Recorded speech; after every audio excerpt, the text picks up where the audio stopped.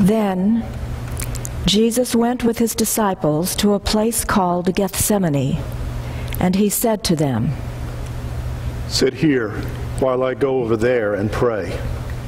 Going a little farther, he fell with his face to the ground and prayed. "My Father, if it is possible, may this cup be taken from me, yet not as I will, but as you will." Then he returned to the disciples and said to them, "Are you still sleeping and resting? Look, the hour is near, and the Son of Man is betrayed into the hands of sinners. Rise, let us go. Here comes my betrayer." While he was still speaking, Judas, one of the 12, arrived. With him was a large crowd, armed with swords and clubs, sent from the chief priests and the elders of the people. Now the betrayer had arranged a signal with them. "The one I kiss is the man. Arrest him." Going at once to Jesus, Judas said, "Greetings, Rabbi," and kissed him. Then the men stepped forward, seized Jesus, and arrested him. Those who had arrested Jesus took him to Caiaphas, the high priest, where the teachers of the law and the elders had assembled. The chief priests and the whole Sanhedrin were looking for false evidence against Jesus, so they could put him to death.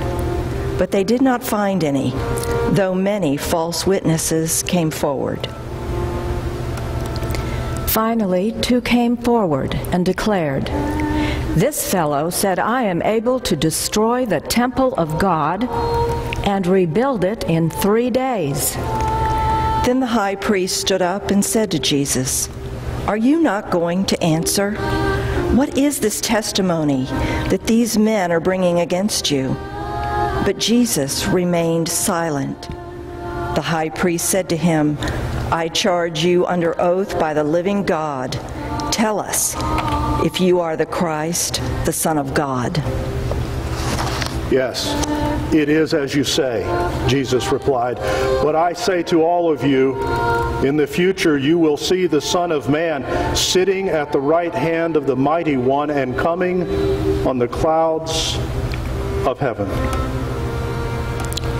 Then the high priest tore his clothes and said, "He has spoken blasphemy. Why do we need more witnesses? Look, now you have heard the blasphemy. What do you think?" "He is worthy of death," they answered. The men who were guarding Jesus began mocking and beating him. They blindfolded him and demanded, "Prophesy! Who hit you?" And they said many other insulting things to him. He was despised and rejected by men, a man of sorrows and familiar with suffering. Like one from whom men hide their faces, he was despised, and we esteemed him not. Early in the morning, all the chief priests and the elders of the people came to the decision to put Jesus to death. They bound him, led him away, and handed him over to Pilate, the governor. Jesus stood before the governor, and the governor asked him, "Are you the king of the Jews?" "Yes, it is as you say," Jesus replied. When he was accused by the chief priests and the elders, he gave no answer. Then Pilate asked him, "Don't you hear the testimony they are bringing against you?" But Jesus made no reply, not even to a single charge, to the great amazement of the governor. He was oppressed and afflicted, yet he did not open his mouth. He was led like a lamb to the slaughter, and as a sheep before her shearers is silent, so he did not open his mouth. Now it was the governor's custom at the feast to release a prisoner chosen by the crowd. At that time they had a notorious prisoner called Barabbas.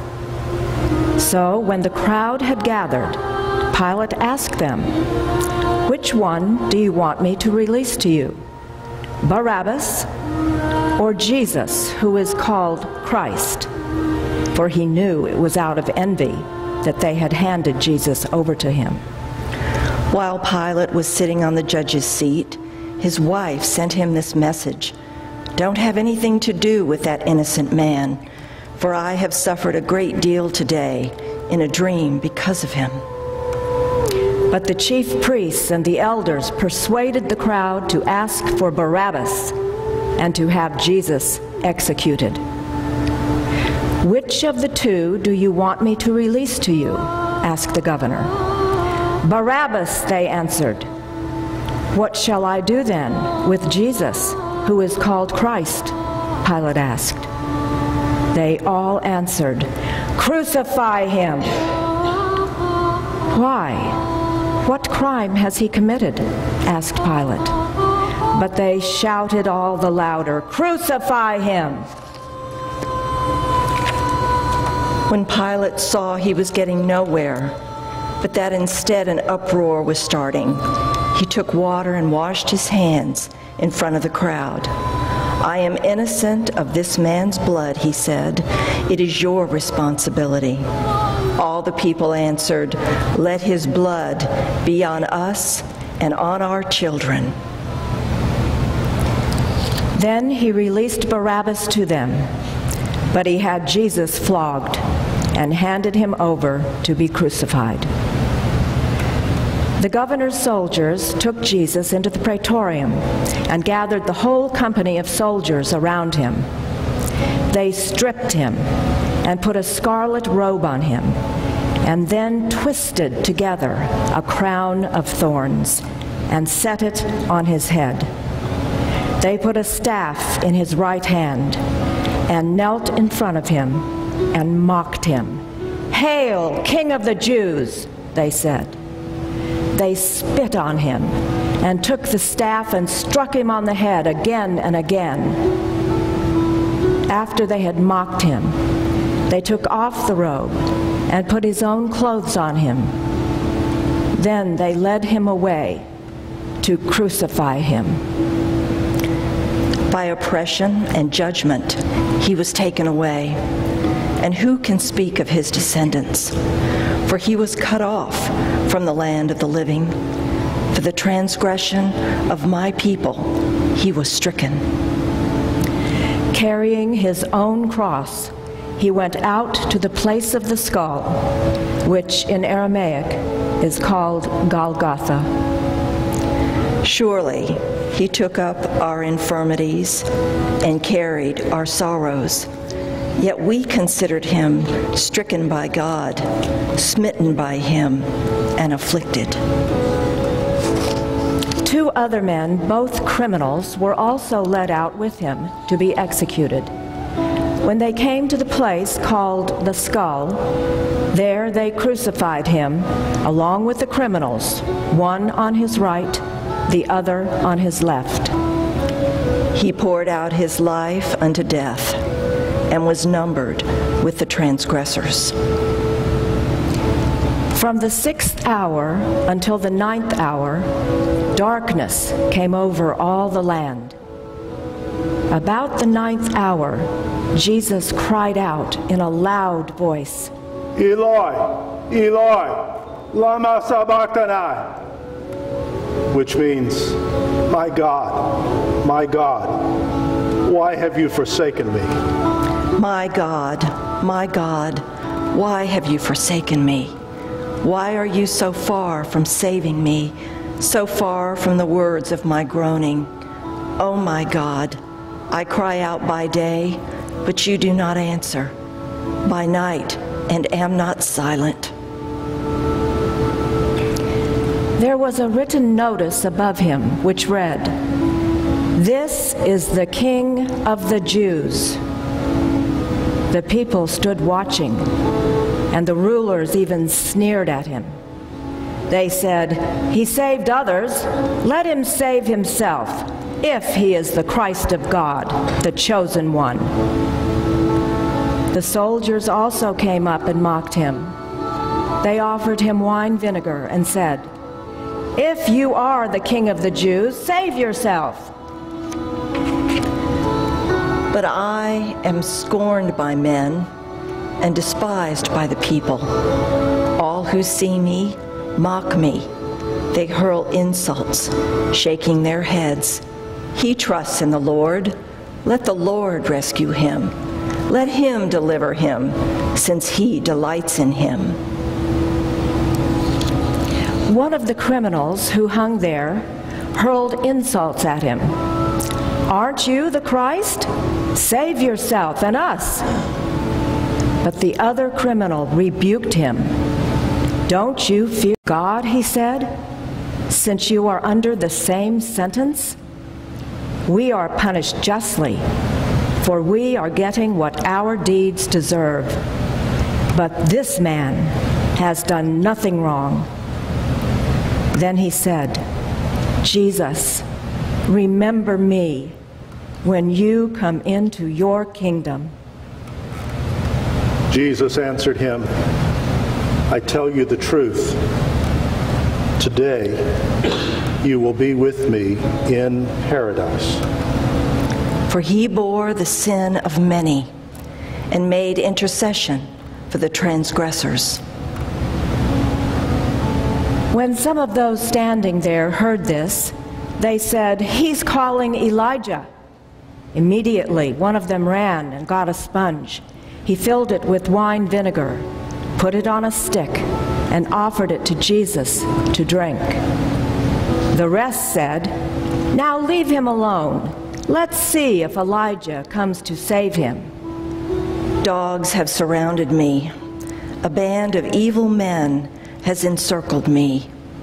They have pierced my hands and my feet. I can count all my bones.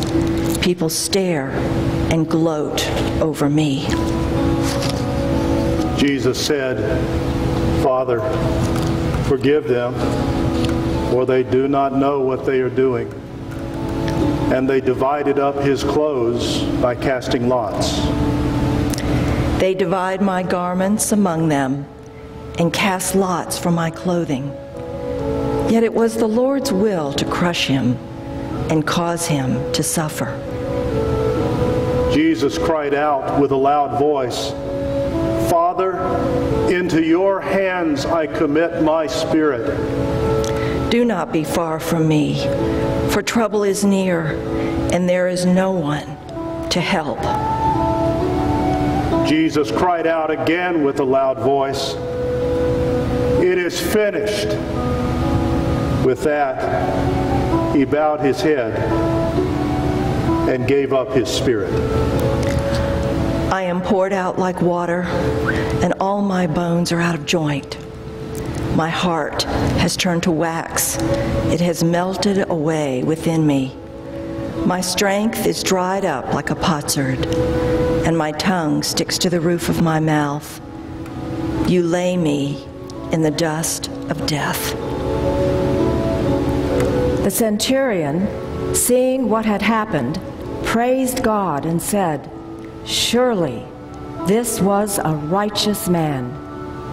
All the ends of the earth will remember and turn to the Lord, and all the families of the nations will bow down before him.